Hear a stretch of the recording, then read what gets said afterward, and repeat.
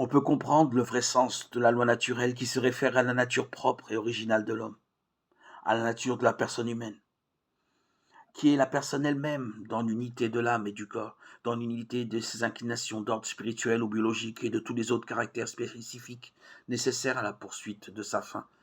La loi morale naturelle exprime et prescrit les finalités, les droits et les devoirs qui se fondent sur la nature corporelle et spirituelle de la personne humaine.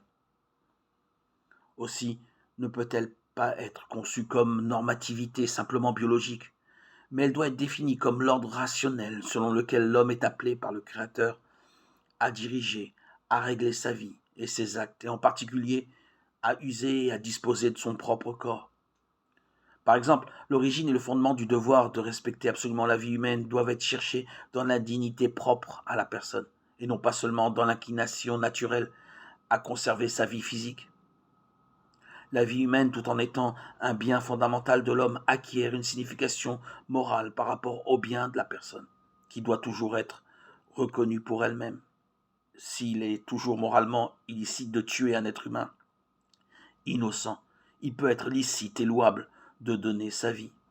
Jean 15, 13, par amour du prochain, ou pour rendre témoignage à la vérité, et cela peut même être un devoir.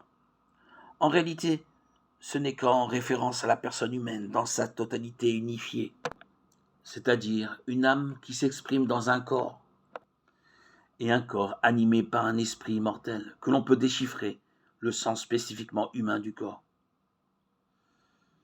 En effet, les inclinations naturelles ne prennent une qualité morale qu'en tant qu'elles se rapportent à la personne humaine et à sa réalisation authentique qui, d'autre part, ne peut jamais exister que dans la nature humaine. L'Évangile nous montre la voie de l'amour véritable sur laquelle seul l'homme peut trouver le vrai Dieu.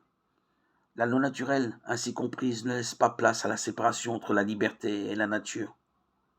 En effet, celles-ci sont harmonieusement liées entre elles et intimement alliées l'une avec l'autre.